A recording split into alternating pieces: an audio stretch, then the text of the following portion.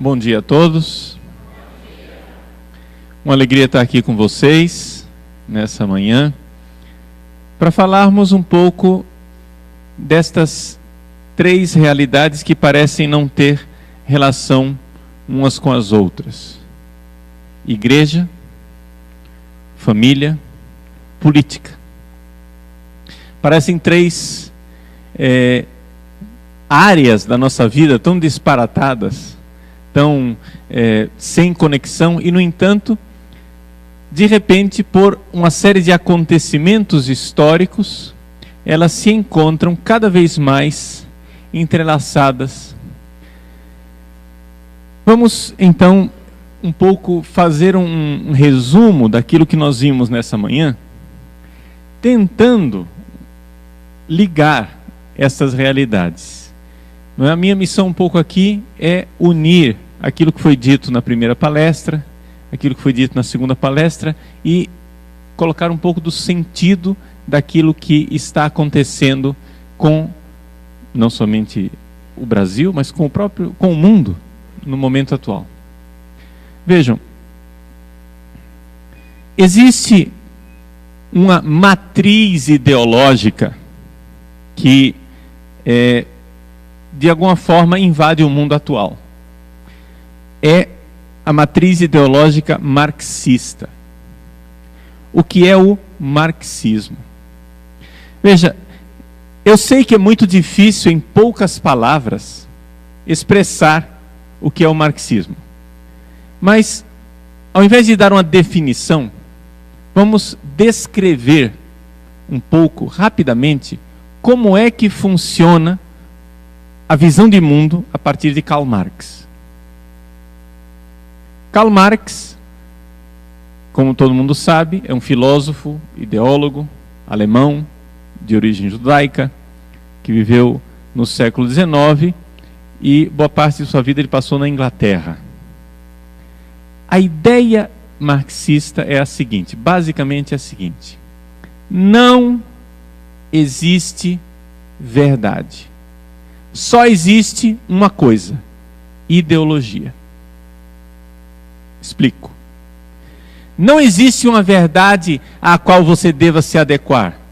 Quando eu digo, por exemplo, que tem um copo de água aqui em cima,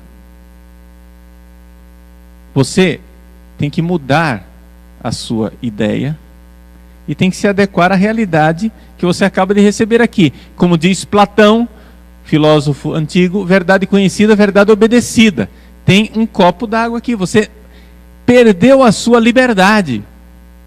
Quando eu mostro para você essa verdade, você não consegue mentir nem para você mesmo. Você não consegue dizer para você que esse copo não está aqui, ele está, você está vendo. E você não pode negar os seus olhos. Você tenta se convencer do contrário. Quando eu digo para você 2 mais 2 é igual a 4, você não consegue se convencer do contrário. Por mais que você tente, a sua mente é incapaz de aceitar uma outra realidade que não a verdade de que 2 mais 2 é igual a 4. Ora, para Karl Marx, esse fenômeno não existe. Não existe a verdade. O que existe é uma ideologia que é uma série de pensamentos, de fenômenos culturais que tem por finalidade impor os meus interesses de classe. Então, para Karl Marx, a realidade, o mundo real, o substrato, o que existe é uma briga na sociedade pelos interesses de classe. Existem as classes sociais com seus interesses peculiares.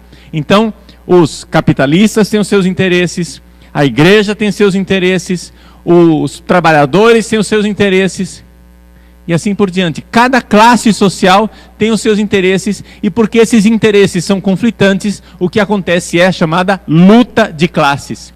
E como instrumento para essa luta de classes, existe uma realidade chamada ideias.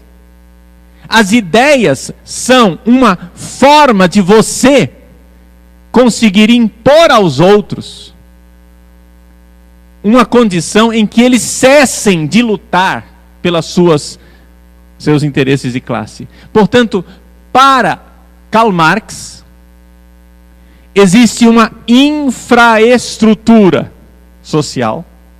A infraestrutura para Marx é o quê? São os interesses econômicos.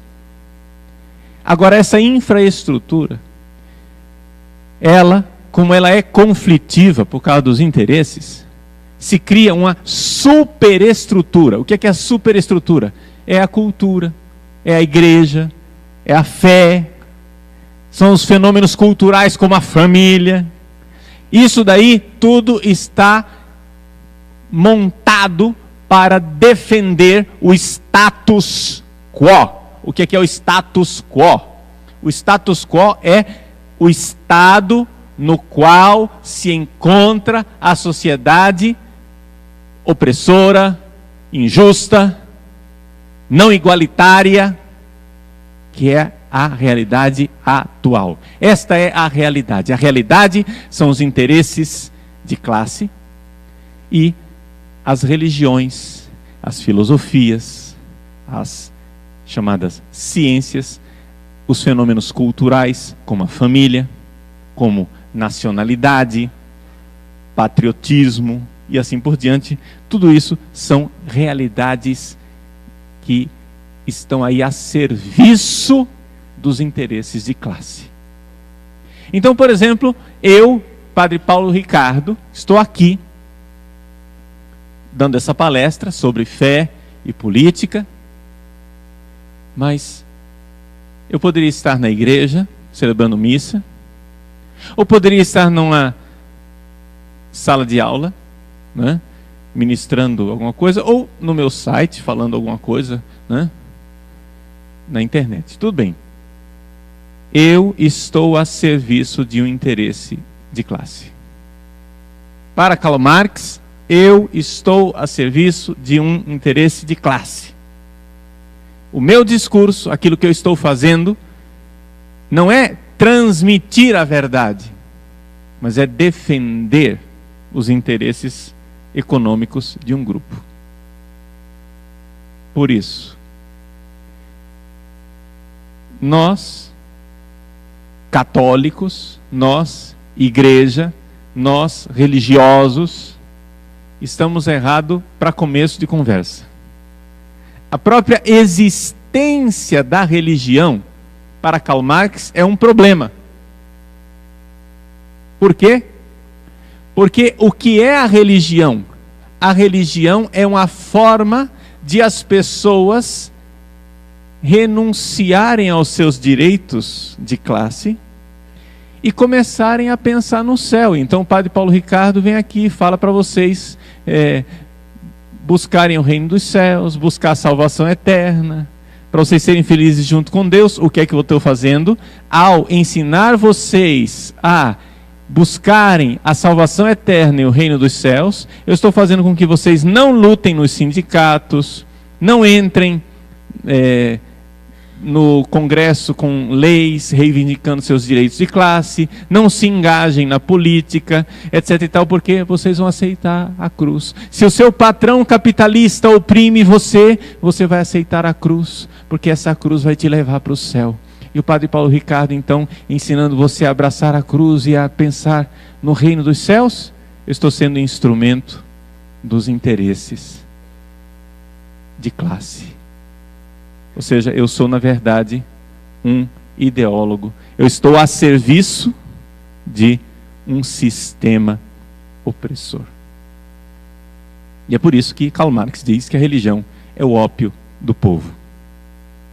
O ópio era uma droga que na época de Marx era usado pela elite. Precisa ter dinheiro para comprar ópio, né? Porque aí você usa o ópio e não sente dor, né? Você está lá sofrendo, usa o ópio e não sente dor. Precisa ter dinheiro para fazer isso. Ora, como que nós vamos fazer para o povo não sentir dor enquanto o capitalista oprime o povo? Você dá um ópio para eles que é barato, chama religião. Põe o povo de joelho rezando o terço, você vai ver que eles param de lutar no sindicato, né? E essa é a realidade. Karl Marx, no entanto, achava que o que era necessário então para tirar o povo dessa alienação? Ora, ensinar o materialismo dialético, portanto, ensinar para as pessoas que religião não existe, que Deus é uma alienação, que Deus é uma grande bobagem, e que, portanto, nós vamos viver sem religião. Isto pensava Marx no século XIX. Mas o mundo, a história vai para frente, e os marxistas, apesar de serem marxistas, e o cérebro marxista nunca é muito normal, apesar deles serem marxistas, eles conseguem aprender as coisas. E eles aprenderam que não dá certo esse negócio de acabar com a religião. Eles tentaram isso. Tentaram na Rússia. Colocaram em prática. Tentaram impor o ateísmo no povo russo. Não conseguiram. Então eles viram que era impossível as pessoas não terem religião. Então criaram o plano B. O plano B que Karl Marx não tinha pensado. Pelo menos não tinha elaborado dessa forma. E o plano B é o seguinte, é você entrar dentro da religião e fazer com que essa superestrutura religiosa, ou seja, vejam, para eles, para os marxistas, ponham isso na cabeça de vocês, não existe verdade. Não existe verdade, só existe interesse de classe. Ora, para nós impormos agora os interesses de classe do proletariado, o que é que nós vamos ter que fazer? Vamos entrar dentro da religião e vamos então, como um vírus, mudar o sistema de como a religião funciona. Então é por isso que o marxismo então entrou dentro do cristianismo. Isso é uma invenção recente que eu falo, estou falando de 50 anos, tá, gente? Recente é diante da história da humanidade. 50 anos é pouca coisa. Para a minha vida, 50 anos é muito. 50 anos atrás eu não existia.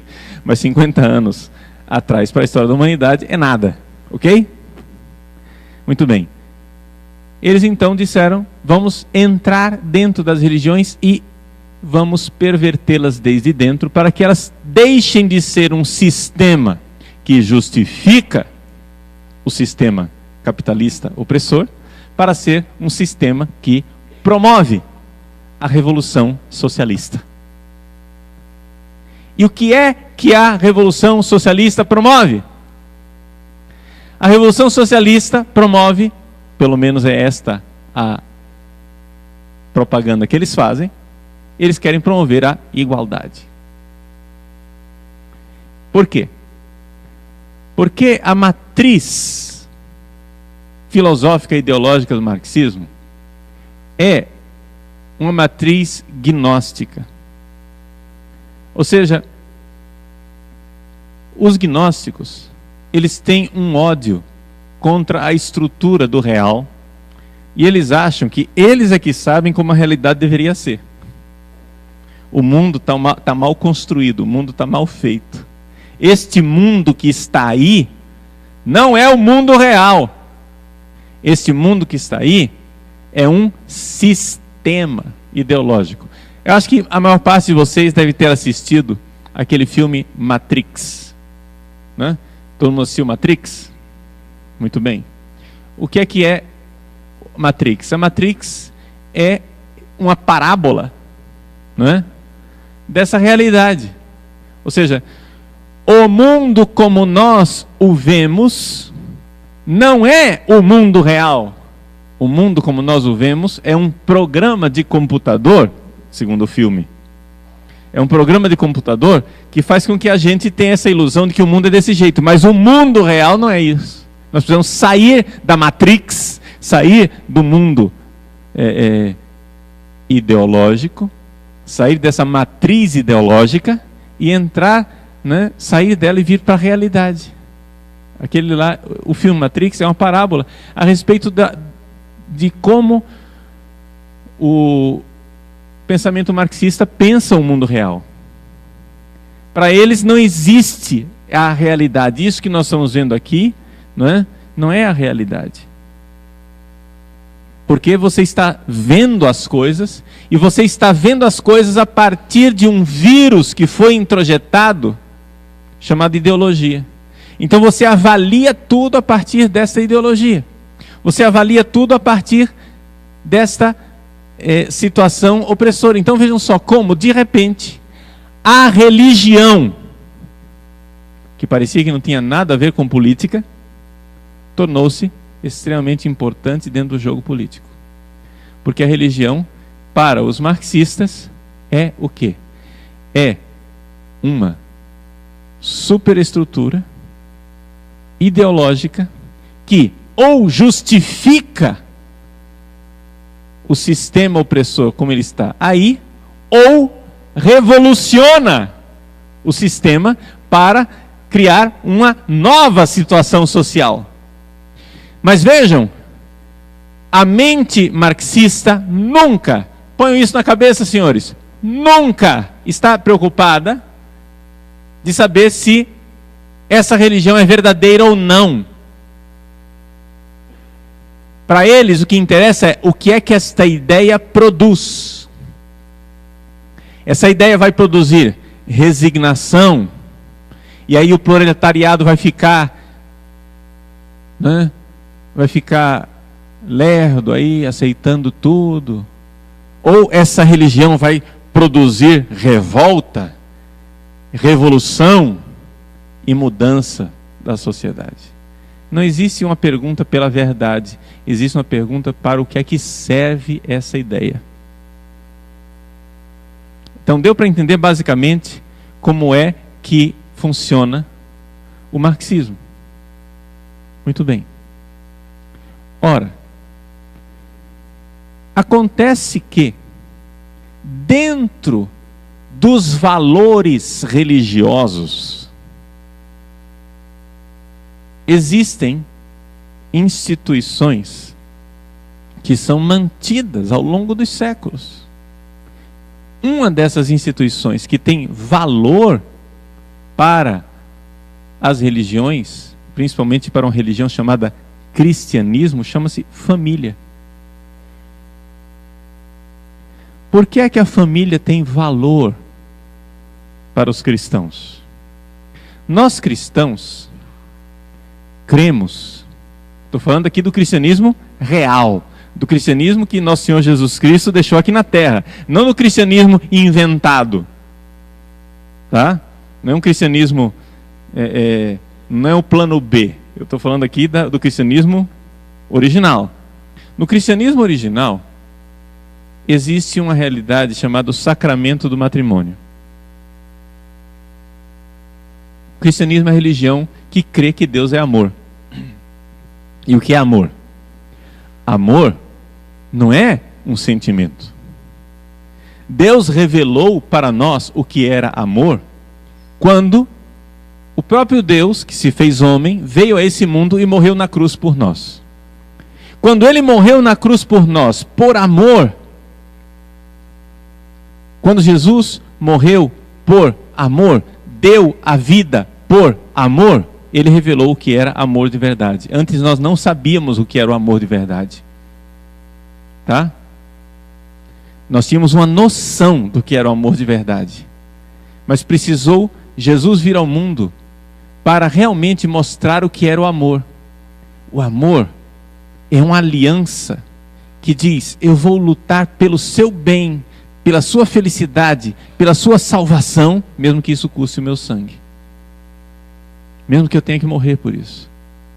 Eu amo você e por você eu estou disposto a dar a minha vida e derramar o meu sangue. Isso é amor.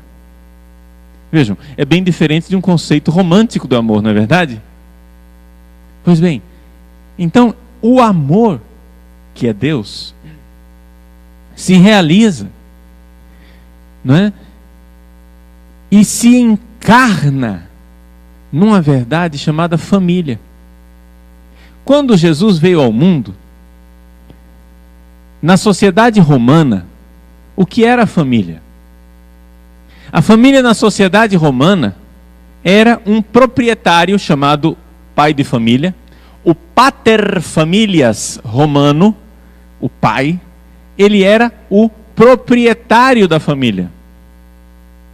Ele tinha poder de vida ou de morte sobre a mulher e os filhos. Vocês sabiam disso? E existem estudos sociológicos que provam que um dos fatores que levou o cristianismo a se expandir enormemente no início, lá no Império Romano, foi exatamente o fato de que as mulheres estavam profundamente interessadas em que seus maridos se convertessem ao cristianismo. Por quê? Porque para os cristãos a mulher não era coisa, a mulher não era objeto, a mulher não era propriedade do marido, a mulher era uma pessoa, a mulher tinha sua dignidade. O marido não tinha poder de matar a sua esposa, o marido não podia usar a mulher em casa e depois sair para usar outras mulheres. A mulher tinha dignidade, tem que haver fidelidade matrimonial. Os cristãos defendiam que as mulheres não podiam matar os seus filhos, por exemplo. Naquela época não havia tanto aborto, porque o aborto era extremamente perigoso para a vida da mulher. Se resolvia a coisa de outra forma, com o infanticídio. Ou seja, a mulher dava à luz ao filho e depois expunha o seu filho. Ou seja, expor o filho quer dizer o seguinte: joga o filho no lixo, deixa na rua e deixa morrer de fome. Era assim que se resolvia o problema do aborto na antiguidade. Nós cristãos nunca aceitamos isso. E os cristãos saíam pelas ruas recolhendo as crianças que eram expostas e salvando e adotando as crianças. Não é? Existe uma carta, a famosa carta a Diogneto, escrita no segundo século, em que é um cristão escrevendo para um pagão chamado Diogneto e tentando explicar o que era o cristianismo. Ele dizia assim: olha, nós cristãos partilhamos a mesa, mas não partilhamos a cama. Ou seja, nós partilhamos a nossa comida com os pobres, mas nós não damos a nossa mulher para o vizinho usar. Está entendendo? Para nós cristãos, o amor cria vínculo. O amor cria aliança. E esta aliança, no mundo concreto e real, se encarna numa verdade chamada família. Família. Então vejam, conforme esses estudos sociológicos, quem quiser depois aprofundar, procura um autor chamado Robert Stark. O Stark, ele não é cristão, ele estudou o cristianismo antigo como sociólogo, tem vários livros a respeito da origem do cristianismo e o desenvolvimento do cristianismo nas suas origens, e ele diz assim: nossa, o cristianismo é tão lindo, pena que eu não acredito. É interessante, é um ateu, entendeu? Que estudou o cristianismo, entendeu o cristianismo, viu a dinâmica social do cristianismo, ele diz: puxa vida, o negócio é lindo, né? Que seria tão bom se fosse verdade. Ele não consegue dar o passo da fé, está entendendo? Ele não conseguia dar o passo da fé, não consegue dar o passo da fé. Mas isso é bom, no sentido, nos presta um serviço, porque a gente vê um homem que, na honestidade científica e intelectual dele, mostra claramente o quanto o cristianismo contribuiu para que a sociedade se tornasse uma sociedade melhor. E um dos fatores que fez com que o cristianismo se desenvolvesse extraordinariamente no início foi exatamente a concepção cristã de família, porque respeitava a dignidade da mulher e dos filhos. Os filhos não podiam ser mortos pelos pais, as mulheres não podiam ser mortas pelos seus maridos, as mulheres tinham dignidade. E, portanto, as mulheres que se convertiam ao cristianismo ficavam extremamente interessadas que os seus maridos fossem cristãos, porque os maridos pagãos eram terríveis. Pois bem, vejam o quanto o cristianismo, enquanto religião, contribui e contribuiu para que a sociedade, né, se tornasse melhor. Mas qual é o problema? Nós cristãos, eu estou falando do cristianismo original, nós cristãos não acreditamos numa maluquice que os socialistas marxistas acreditam. Nós não acreditamos que nós somos todos iguais. Eu choquei você agora, né? Agora essa frase foi chocante. Eu disse, nós cristãos não acreditamos que nós somos todos iguais. E os marxistas acreditam que nós somos todos iguais. O que quer dizer isso, padre? Espera lá, vamos esclarecer. Antes que você jogue as pedras em cima de mim. Não jogue bolsa, cadeira em cima de mim, por favor. Calma, deixa eu explicar. Nós acreditamos que nós temos igual dignidade diante de Deus. No sentido de que os nossos direitos básicos, fundamentais e a dignidade humana é a mesma. Ok? Mas nós cremos que Deus, quando fez o ser humano, fez a sociedade, fez a igreja, Ele criou uma realidade orgânica. E numa realidade orgânica, nos órgãos de um corpo, não há igualdade. Existe cooperação, existe comunhão, existe doação mútua, mas não há igualdade. Por quê? Porque já pensou se fosse tudo estômago, se fosse tudo olho, se fosse tudo orelha, se fosse tudo braço? Seria terrível. Seria de uma monotonia horrorosa. Mas o que é que acontece? O que acontece é que existe o olho. O olho é capaz de ver que aqui tem um copo d'água. A garganta diz, você precisa se reidratar. Aí, a informação que veio do olho para o cérebro e da garganta para o cérebro, vira uma decisão e diz para o braço, vai, pega agora o copo d'água e bebe. O corpo inteiro saiu lucrando com isso, porque o corpo inteiro precisa de água. A garganta deu alerta, desidratou. O olho procurou, viu. O cérebro decidiu, a mão pegou. Existe igualdade? Não, mas existe uma beleza de harmonia, de comunhão, onde a, aspas, sociedade do meu corpo funciona maravilhosamente, em que cada um, diferente, trabalha para um bem comum. O padre Claudir colocou para nós na primeira palestra que política é isso? É buscar o bem comum. Agora, a visão marxista de sociedade é maluca. Eu disse para vocês, parecia que eu estava ironizando, mas na verdade eu estou dizendo isso com muita pena dos marxistas. A visão que eles têm de mundo é doente. Por quê?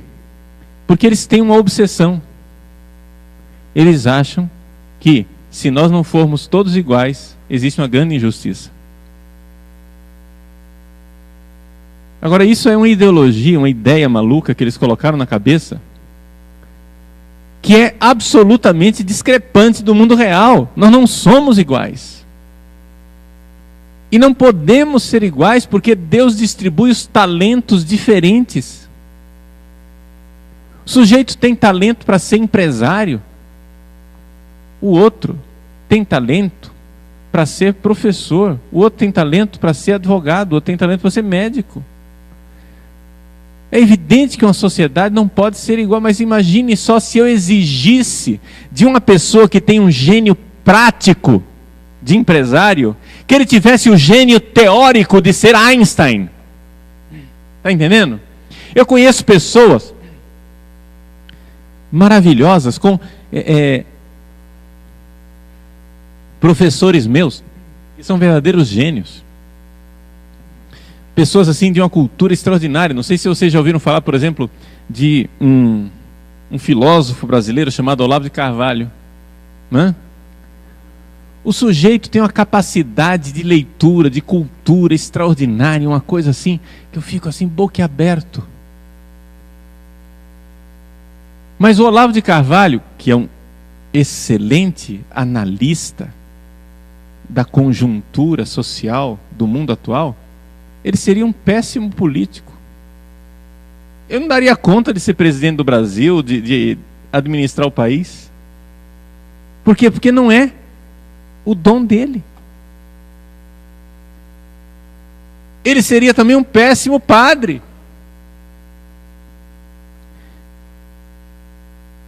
Mas ele é um excelente filósofo, um excelente analista político. Vejam, onde cada um fazendo a sua parte, consegue, né, propor algo de bom para a sociedade. Eu jamais faria direção espiritual com o Olavo de Carvalho. Está entendendo? Mas quando eu quero saber o que está acontecendo com a política do mundo, não tem homem melhor para me dizer. E quando eu quero saber uma questão filosófica lá de uma análise de um filósofo contemporâneo e tal, eu sempre dou uma olhadinha o que é que ele está dizendo, porque o homem tem uma capacidade de análise extraordinária. Agora, nós não somos iguais. Cada um tem a sua missão. Agora, o que acontece é o seguinte: os marxistas colocaram, eles são obcecados com isso, isso é uma doença mental. Eles são obcecados com o fato de que nós temos que ser iguais. E se não for igual, é injusto. Mas pera lá, meu filho. Olha o tanto de cabelo que você tem, olha para mim, olha que injustiça. Então, para nós sermos iguais, vai ter que passar uma lei no Congresso de arrancar seus cabelos. Para todas as mulheres ficarem lindas, assim como eu. Ó. Né? Olha que economia, gente. Que economia que ia ser para o país. Os salões de beleza iam falir. Hoje de manhã eu me deparei com um drama. Saí de casa e esqueci o pente.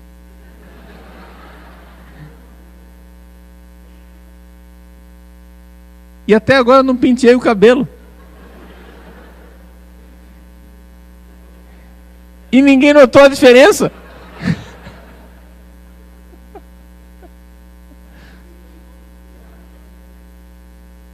Gente, é uma obsessão, a obsessão marxista com essa história de que nós precisamos ser iguais, para que haja justiça. Não. Para que haja justiça, não é necessário sermos iguais. Para que haja justiça, é necessário que nós compreendamos que a dignidade de cada pessoa deve ser respeitada na sua vocação específica, quando cada um tem a sua vocação específica dentro do todo orgânico de uma sociedade. Não precisamos ser iguais. Mas o senhor Karl Marx, já no fim da vida, ele meditando e meditando, conseguiu enxergar o seguinte: a raiz das desigualdades sociais, isso foi no fim da vida, hein? A raiz das desigualdades sociais não está na distribuição do trabalho. Existe uma raiz mais profunda. Onde está? Na família. E ele então escreveu um livro que ele não chegou a publicar, mas que depois o seu colaborador, Engels, depois da morte de Marx, encontrou aqueles escritos ali, ele ordenou e publicou com o nome dele, mas ele diz na introdução, o Engels foi honesto dizendo assim: olha, isso daqui que eu estou publicando, o livro, fui eu quem elaborei, mas as ideias são de Marx, porque eu encontrei os manuscritos que ele deixou lá. O livro estava quase pronto, mas não estava pronto para ser publicado, então eu organizei o livro. E o nome do livro é A Origem da Família, da Propriedade e do Estado.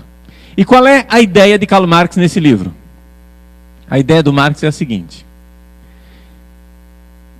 Vejam, isso não corresponde ao mundo real. Tá? Isso daqui é o jeito como ele pensou. Se você for fazer uma análise realmente histórica, arqueológica e sociológica, você vai chegar à conclusão de que isso nunca existiu, mas na cabeça de Marx existiu. Deixa eu então relatar o que existiu para ele. O que existia para ele? Havia uma horda primitiva. Os seres humanos, quando nós surgimos no planeta, nós éramos uma horda de seres iguais. Todo mundo tinha relação sexual com todo mundo, e aí, sem problema nenhum. Ora, tendo relação sexual com todo mundo, qual era o resultado final? O resultado final é que as pessoas sabiam quem era a sua própria mãe, mas não sabiam quem era o pai. Evidente, não tinha exame de DNA naquela época. Então não tinha como saber se todo mundo tinha relação com todo mundo, né? Os homens não sabiam quem eram seus filhos. Mas o que aconteceu é que essa sociedade, essa horda primitiva, que era nômade, coletora, não é? Como os nossos índios, ela se desenvolveu e passou para uma fase de sociedade agrária. Ora, quando você tem uma sociedade agrária e você começa a desenvolver a agricultura, acontece um fenômeno. Todo agricultor produz mais do que o que ele consegue consumir. Isso é líquido e certo. Não precisa ser latifundiário. Até no seu sítio, até no quintal da sua casa, se você tem uma mangueira, você produz mais mangas do que você é capaz de consumir. O que é que você vai fazer com o excedente dessa produção? O excedente da produção, então, significa troca, comércio, e significa acúmulo de riquezas.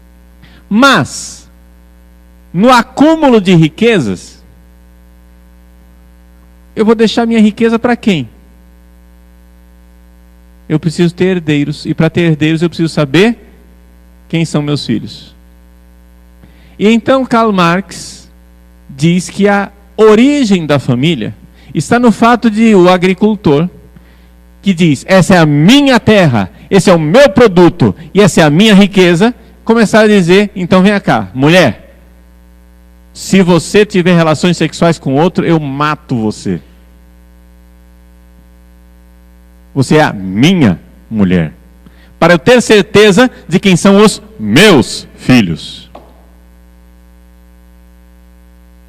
E então, a partir do capitalismo, surgiu a família. A família surgiu da vontade de ser dono de alguém. Nota de rodapé. Quem é casado aqui? Levanta a mão. Muito bem. Quando você se casou, você queria ser proprietário da sua esposa, e a mulher, aqui, as mulheres aqui, por acaso, sentem, ou vivem, ou veem que se tornaram objeto dos seus maridos, que agora você então é fiel ao seu marido, porque você quer garantir que ele é o dono dos filhos? Essa é a razão pela qual você se casou? Ou seja, isso é uma coisa tão fora do mundo no qual nós vivemos, que você fica se perguntando assim, mas para uma cabeça marxista, isso é muito convincente, porque eles estão obcecados em saber como é que nós vamos fazer para que a sociedade seja igual. E quando você tem uma família, o papel pai, papel mãe, papel esposo, esposa, filho, filha, irmãos, irmãs, estes papéis geram a desigualdade radical. Por quê? Porque esses papéis familiares fazem com que nós não sejamos iguais. Dando um fast forward, indo para frente bastante assim, né? Para que a gente não perca muito tempo nos detalhes, lá com Karl Marx. No século XX, vários marxistas começaram a notar isso. Principalmente as mulheres marxistas. O professor Felipe Neri citou aqui, não é, uma marxista chamada Shulamith Firestone.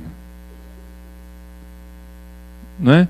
E outras marxistas, não é, como Margaret Sanger e Companhia Limitada, elas começaram a notar: companheiros marxistas, acordem, vocês estão lutando para eliminar a opressão do capitalista contra nós trabalhadores, mas vocês, companheiros, são opressores das mulheres de vocês. Em casa vocês exercem a opressão capitalista que vocês abominam no patrão. Vocês mandam nas mulheres de vocês. Vocês são os donos das mulheres de vocês. Vocês, todo homem, todo pai de família é um opressor. Ele é o dono de uma propriedade, uma mulher. E a Sulamita Firestone chega à conclusão óbvia para a mentalidade marxista: a situação da mulher casada é pior, muito pior do que a situação da prostituta. Porque a prostituta presta serviços sexuais, pelo menos ela é remunerada. A mulher casada, ela é escrava sexual. Ela presta o serviço e não é remunerada. Portanto, para nós implantarmos a igualdade na nossa sociedade, nós precisamos destruir a família. Vejam, na palestra passada, o professor Felipe Neri apresentou as coisas, e a função mesmo dessa palestra dele era chocar, né? É realmente isso, é acordar a gente assim, dar um chacoalhão e dizer: ó, o que está acontecendo. Mas ele não tinha, a função da palestra dele não era explicar para vocês o que eu estou fazendo agora, que é a razão de ser de tudo isso e a lógica que está por trás de tudo isso. Porque quando o professor Felipe Neri apresenta para vocês aquelas cartilhas sexuais, olha, vamos lá, né? O menino que ama menino, o que está acontecendo com o meu corpo? O que é que papai e mamãe fazem escondidos no quarto? Vamos nós fazer sexo também em nós? Aproveitem, quando papai e mamãe saírem de casa, vamos fazer uma festinha sexual para a gente fazer umas experiências sexuais. Por que é que eles estão imprimindo na mente dos nossos filhos estas depravações? Porque não haverá caminho para nós chegarmos à igualdade se nós não voltarmos à horda primitiva. Entenderam? Aquela ideia primitiva de que ninguém é, aspas, propriedade sexual de ninguém, e que nós podemos ter sexo com quem quer que seja. E esta ideia burguesa, nota de rodapé, quando eles disserem burguês, você leia cristão, fecha parênteses, volta para o texto. Essa ideia burguesa de família precisa ser destruída, porque a família é a origem da desigualdade. Então vocês compreendem por que é que de repente nós temos uma série de partidos marxistas no poder, seja porque estão governando, seja porque tem coalizão, tem conchavo, tem aliança, estão no poder, e por que é que esta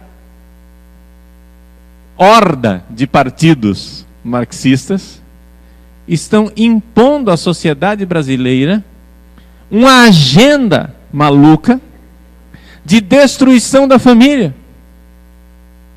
Ora, o povo brasileiro é cristão, profundamente cristão.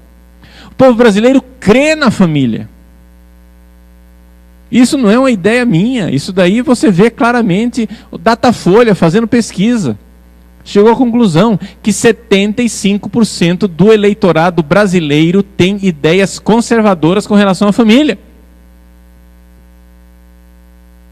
Por exemplo, o eleitorado brasileiro está disposto a respeitar um homossexual, mas não sonha em ter um filho homossexual. Ele pode até estar disposto a redimensionar suas expectativas se descobrir que o seu filho é homossexual, mas ninguém diz: nossa, eu queria tanto que meu filho fosse homossexual. O brasileiro não é assim.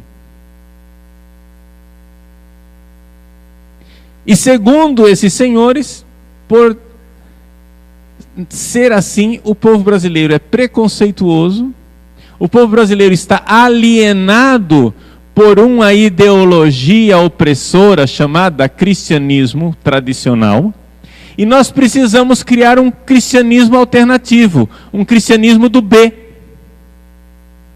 O que é o cristianismo do B?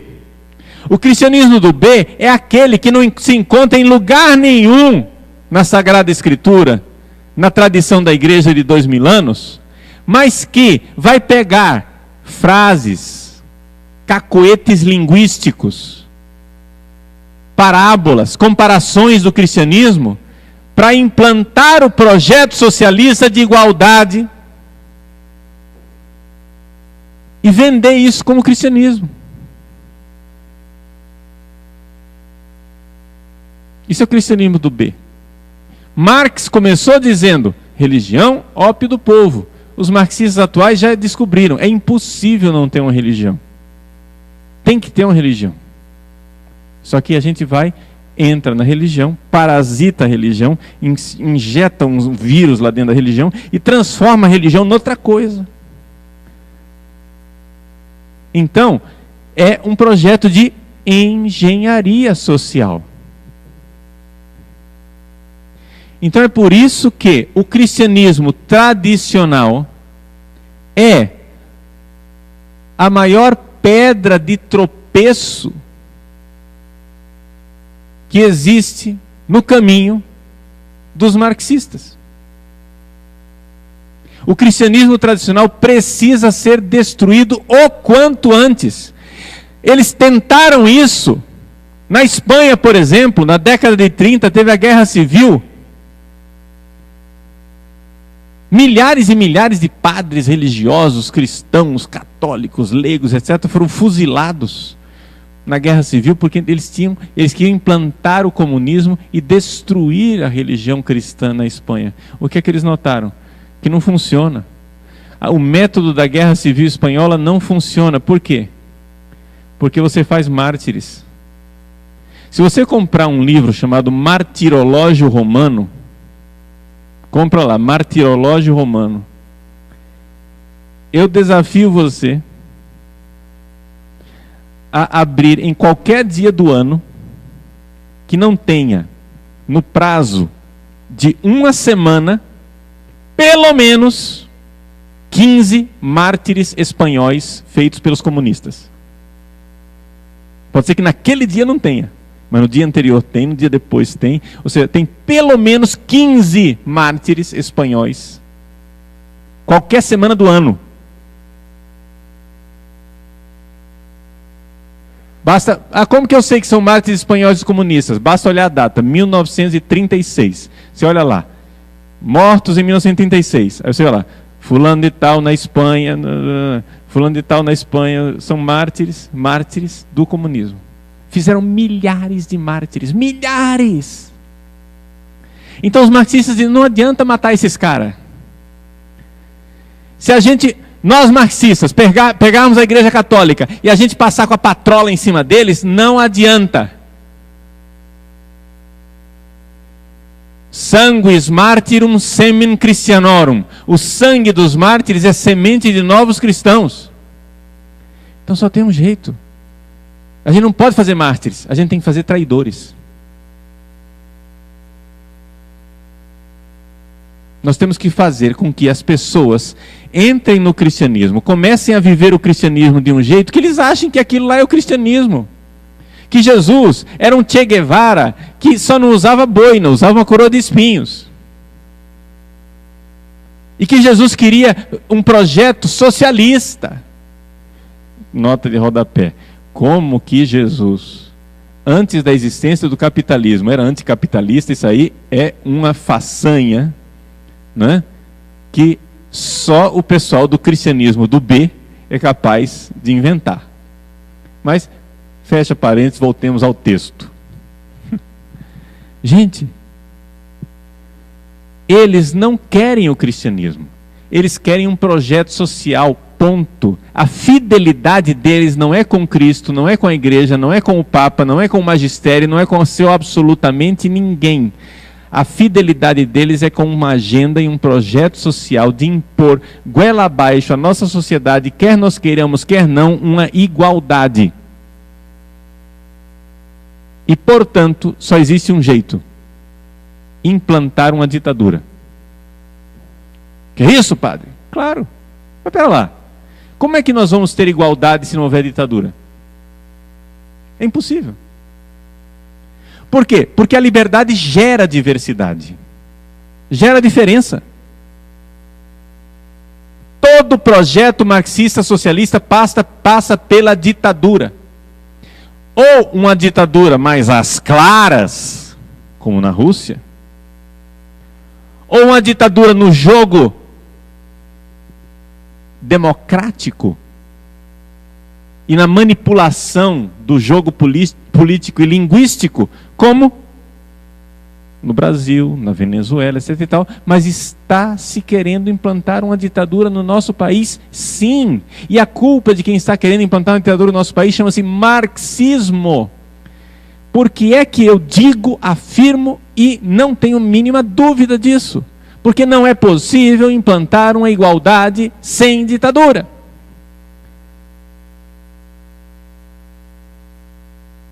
Se nós deixarmos a liberdade de vocês se vestirem como vocês quiserem, uns vão se vestir com as roupas mais chiques, outros vão se vestir com roupas mais humildes, não é isso? Uns vão se vestir com bom gosto, outros vão se vestir com mau gosto. Um vai ser um modelo, outro vai ser brega. Estamos de acordo? Hã? Muito bem. Para vocês serem iguais, eu tenho que passar uma lei e dizer: é obrigado a se vestir desse jeito. Como fizeram os marxistas comunistas na China. Todo mundo tinha que usar o uniforme bege. O país inteiro tinha que usar a mesma roupa. Não bastasse chinês já ter a mesma cara, ainda tem a mesma roupa.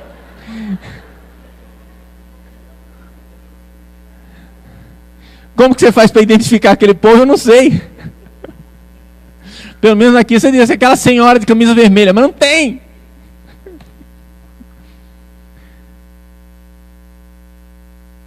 Para você implantar uma igualdade, só tem um jeito: implantando uma ditadura. Mas o que é que nós cristãos queremos então, se nós não queremos a igualdade? Nós queremos a justiça. E o que é a justiça? Unicuique suum. A cada um o seu.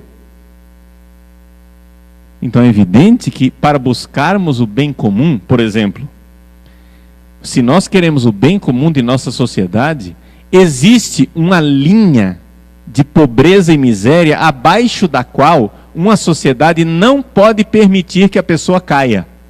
Ah, mas ele é um vagabundo, um beberrão, não quer saber de trabalhar, só quer saber de se drogar, não sei o que, etc e tal. Mas a sociedade não pode permitir que uma pessoa morra de fome.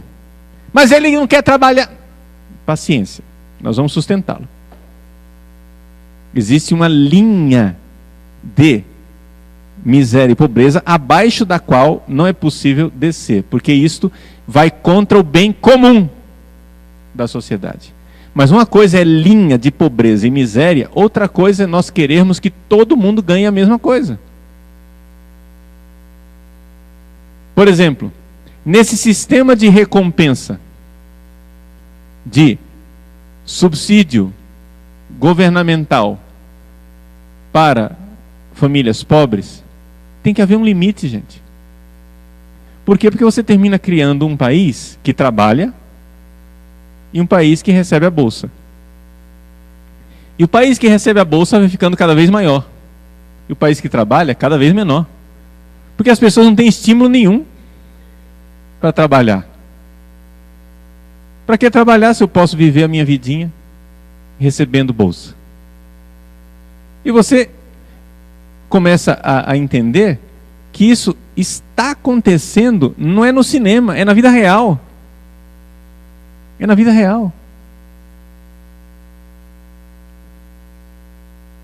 Ora, mas nós não precisamos fazer que todo mundo seja igual, padre? Se os senhores forem ver a doutrina social da igreja, a igreja nunca pregou isto. Muito pelo contrário. A igreja, em todas as encíclicas sociais da igreja, todas, absolutamente todas, condenou o marxismo e o socialismo como incompatíveis com a visão cristã de mundo. Me citem um documento papal que aprova o marxismo e o socialismo. Quer dizer que o senhor é capitalista selvagem? Resposta: não. Não só existe o capitalismo como alternativa nesse mundo. Existe exatamente a doutrina social da igreja. Que significa uma certa liberdade de mercado, com uma moderada intervenção do Estado, para exatamente promover o bem comum, princípios de subsidiariedade, a hipoteca social sobre a propriedade privada, porque tem em vista o bem comum, e assim por diante. Tudo isso está na doutrina social da igreja. Não estou negando a doutrina da igreja. O que acontece é o seguinte, é que quem escreveu as encíclicas da igreja não foram nem os marxistas, nem Lenin, nem Stalin, nem Che Guevara, nem Hugo Chávez e nem o Lula. A doutrina social da igreja, ela é independente desses senhores, e muito pelo contrário, a doutrina social da igreja sempre condenou o marxismo. O que não quer dizer que nós agora, então quer dizer que o senhor quer colocar os marxistas num campo de concentração e matá-los todos. Não, nós estamos numa sociedade democrática. Eu creio na democracia. Portanto, é necessário que exista a possibilidade das pessoas serem de esquerda. Só que acontece o seguinte, a esquerda tem que viver as regras do jogo democrático. Ela não pode jogar fora das regras do jogo democrático. E qual é o jogo democrático? Vamos lá. Política é a arte de buscar o bem comum. Muito bem. Como é que nós vamos buscar esse bem comum? Um sistema de representatividade democrática. Então, como é que nós vamos ter essa representação? Através de uma realidade chamada sistema partidário. O que é um partido? Um partido, gente.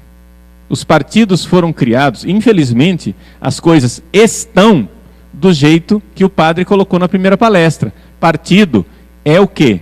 É o local da luta de classes. Mas por quê? Porque a nossa sociedade é uma sociedade de matriz marxista.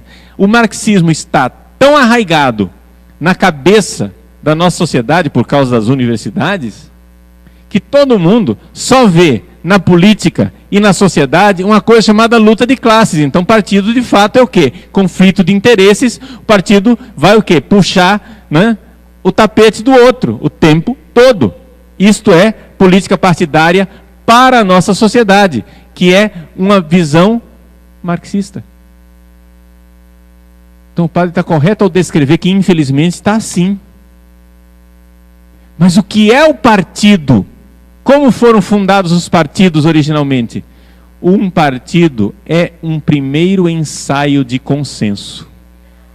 Como é que, fora da visão marxista, esquece luta de classes, fora da visão marxista, numa visão decente de sociedade, como é que se governa um país? Ora, nós temos grupos que se reúnem e começam um primeiro ensaio de consenso. Olha, tem esse grupo aqui que acha que o melhor para a sociedade é isso aqui. É um primeiro ensaio de consenso. Tem um outro grupo, outro partido, que acha que o melhor para a sociedade é aquilo ali. Então tem um grupo que acha que a intervenção estatal na economia a todo momento é a melhor coisa. O outro grupo acha que, não, quanto menos intervenção melhor, é a melhor coisa. Eles têm esse consenso, esses aqui têm esse outro consenso. Aí depois a gente elege essas pessoas, e essas pessoas se sentam num parlamento. E no parlamento vai se fazer o quê? Alianças e consensos que têm em vista o bem comum. Para quê? Para que a gente possa, então, parlamentando, chegar a um consenso maior possível. O primeiro ensaio de consenso é o partido. Depois, no parlamento, se dá um consenso maior. Quando aquele consenso atingiu uma certa maturidade, se cria uma coisa chamada governo. E é por isso que o sistema parlamentarista é o sistema que melhor expressa uma visão democrática. Por quê? Porque houve o consenso daqueles partidos para que se governe naquela direção. Caiu o consenso, caiu o governo, se faz outro. De tal forma que não existe o dono do país.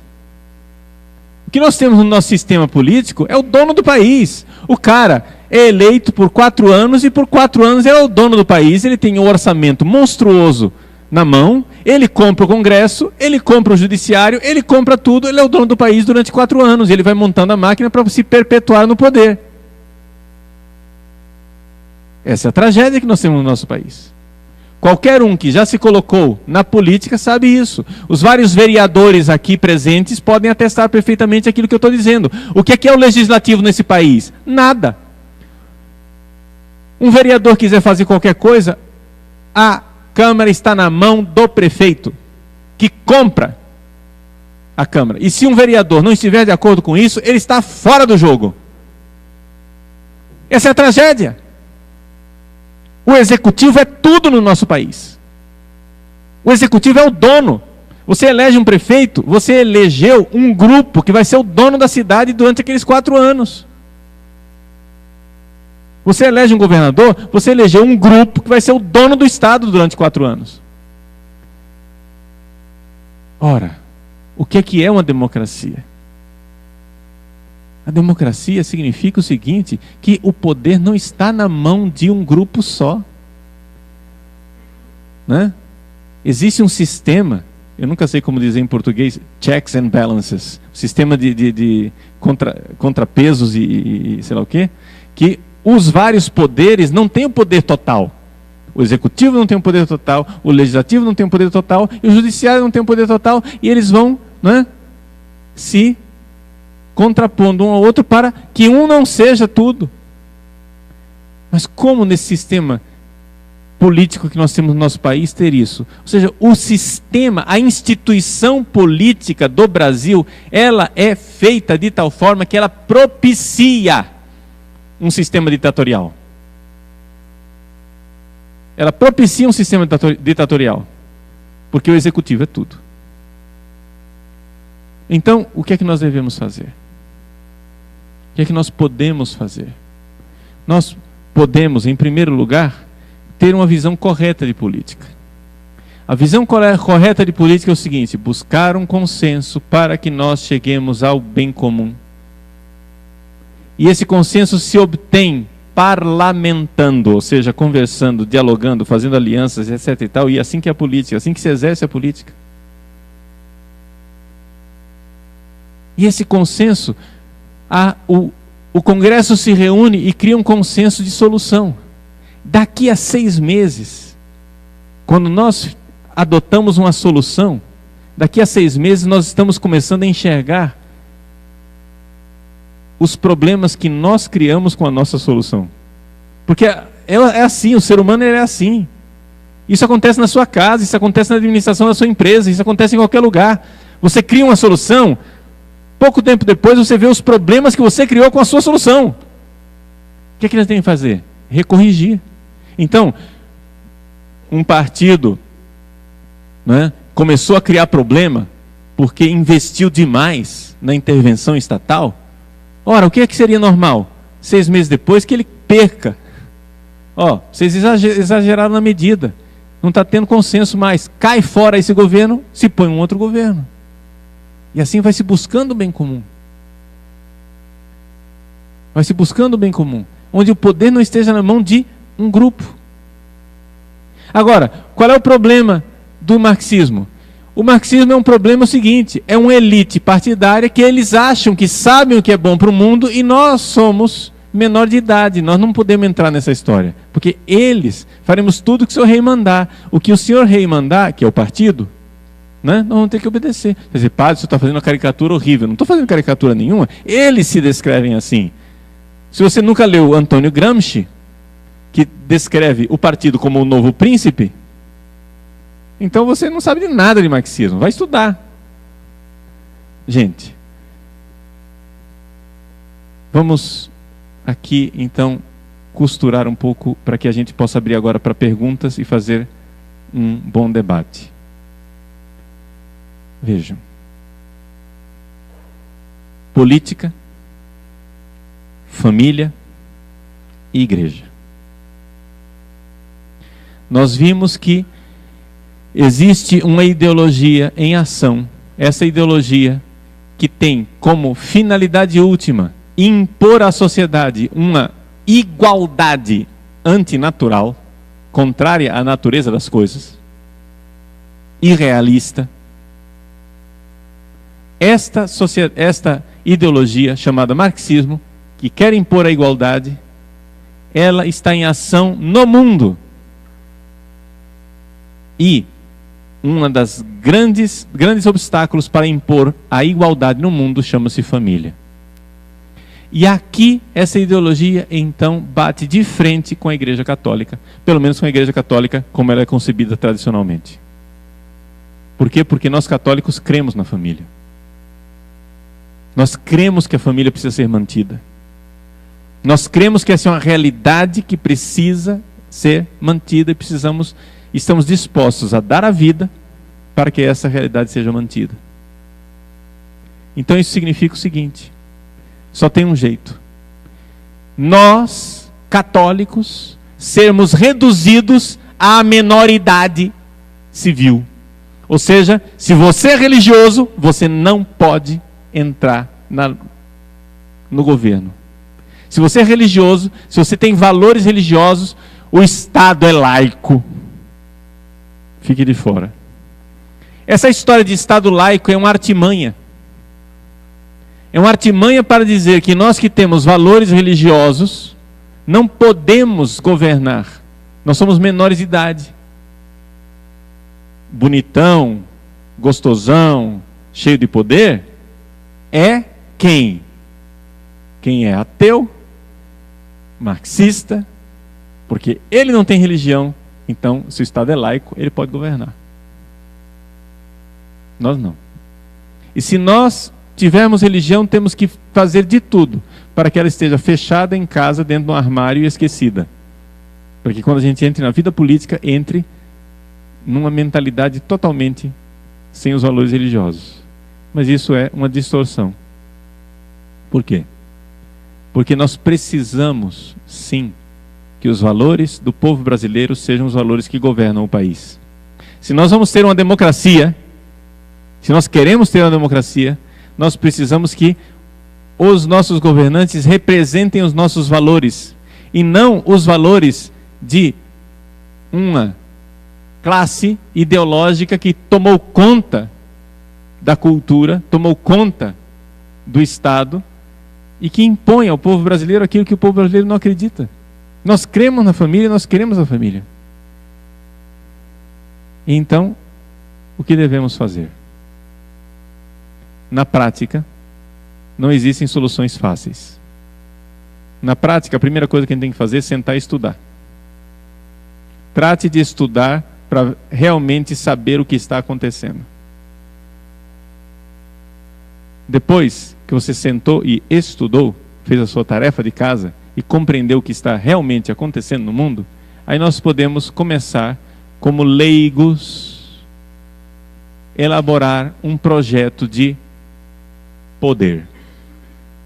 Isso é um dos grandes problemas que foi criado dentro da Igreja Católica. O católico tem medo de ter o poder. Mas você não pode pensar o poder como um substantivo. Você tem que pensar o poder como um verbo. Você quer poder decidir como será a educação dos seus filhos? Você quer? Você quer poder ter a liberdade de viajar para onde você quiser? Você quer poder decidir quem vai mandar? Você quer poder escolher qual vai ser a política que decide os rumos do nosso país? Você quer poder praticar livremente a sua religião em praça pública, poder fazer procissões, manifestar sua fé católica em público? Você quer poder tudo isso? Então você quer o poder. Então nós precisamos de um projeto para chegar ao poder. Temos esse projeto? É evidente que não. Eu não estou aqui me propondo como solução de nada, eu sou padre. Eu entendo de reza, entendeu? Eu entendo de salvar as almas. Eu entendo desse negócio aí. E se eu entendo um pouco de política, como cidadão brasileiro que está aqui falando, não é?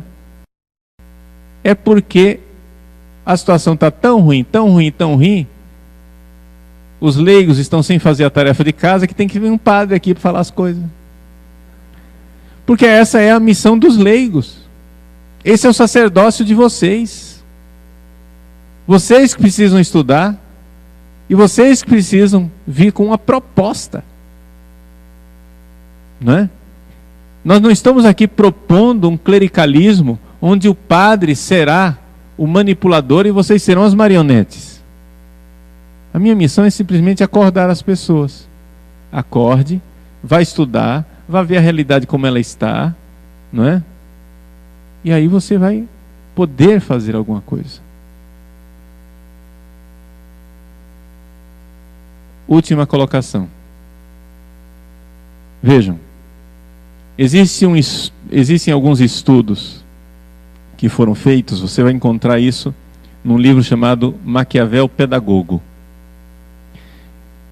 Esses estudos foram feitos mostrando que, para que uma mentira prevaleça numa sociedade, ela precisa ser hegemônica, ou seja, ela precisa ser total. Mas para que a verdade triunfe, ela não precisa ser total. Explico. Pegaram 9 atores pagos e uma cobaia que estava sendo pesquisada. A pesquisa era a seguinte: mostrava lá 3 copos de alturas diferentes. E você perguntava para os atores. O cobaia estava enxergando a coisa, ele não sabia que eram atores. Qual é o copo maior? E todo mundo indicava o copo errado, o que não era o maior. Esse daqui. Qual que é o maior? Esse daqui. Qual que é o maior? Esse daqui. Qual que é o maior? Esse daqui. Qual que é o maior? Esse daqui. Quando chegava finalmente no cobaia, depois de 9 mentiras, mentindo que o copo maior era aquele que não era o maior, 84%, mais ou menos, eu me esqueço a estatística, mas é mais de 80%. 84% das pessoas diziam o copo errado. Eles iam junto com a mentira. Por quê? Porque 84% das pessoas não têm fibra moral suficiente para se opor a uma mentira unânime. Aí depois eles fizeram uma outra pesquisa. 9 atores, um cobaia. Desses 9 atores, 7 falavam mentira. E 2 falavam a verdade. Todo mundo dizia, qual copo maior? O copo errado, o copo errado, o copo errado. Quando chegava lá, não, que é isso, vocês estão todos malucos, todo mundo está vendo que o copo certo é esse daqui, o grande é esse. 2 falavam a verdade. Aí a estatística se inverteu. Mais de 80% das pessoas iam junto com aquela minoria que dizia a verdade e dizia, a verdade é que o copo maior é esse daqui, o correto. O que é que esse estudo nos ensina? Nos ensina que uma verdade, para que ela triunfe, ela não precisa ser unânime. Basta mostrar a verdade. Basta que alguém abra a boca e fale. Enquanto uma mentira, para ela colar, ela tem que ser hegemônica. Todo mundo tem que mentir ao mesmo tempo. Senão não funciona. É por isso, por exemplo,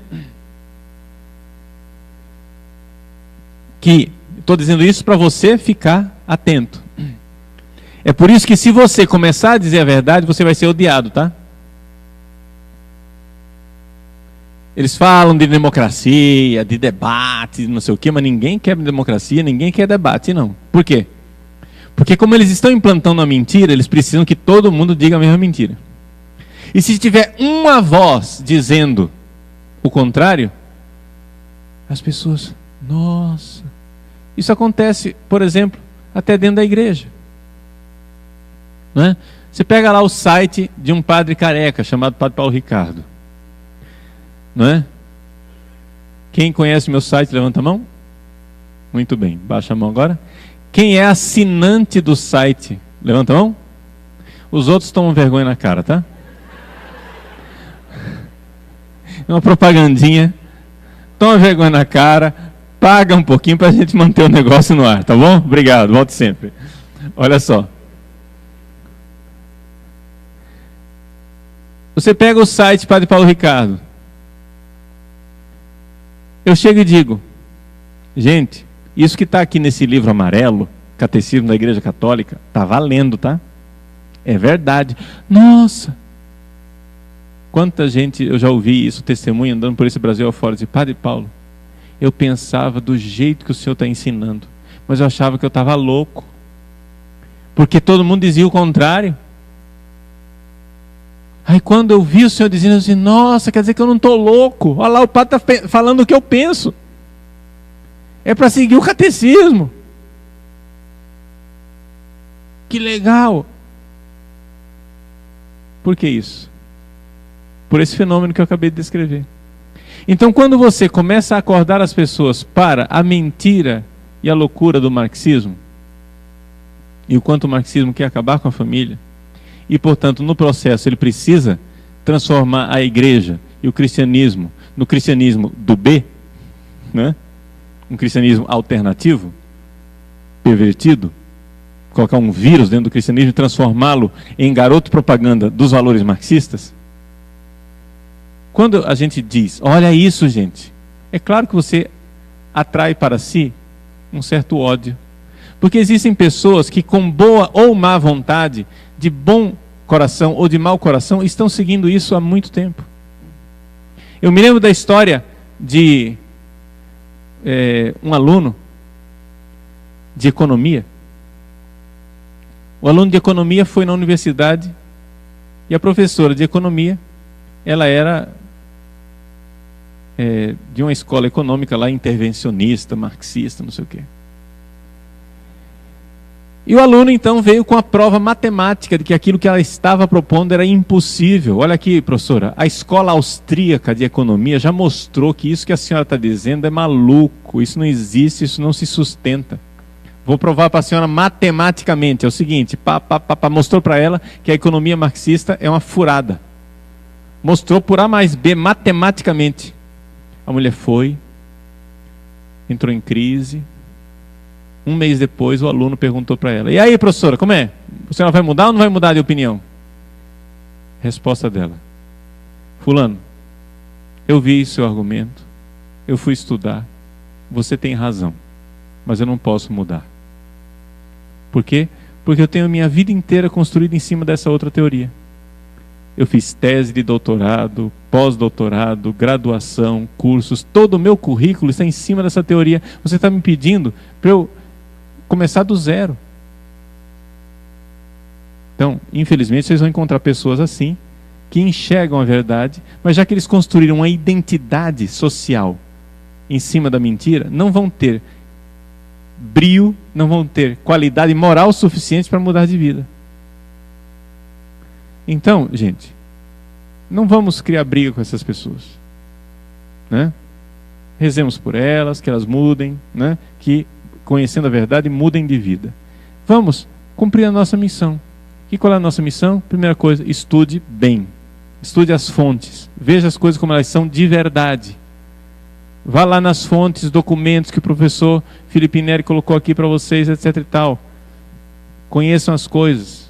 Frequentem, né, na internet, bibliotecas, comprem livros, estudem. E ajudem as pessoas a saírem da mentira. A verdade é contagiante. A verdade brilha. e a verdade salva.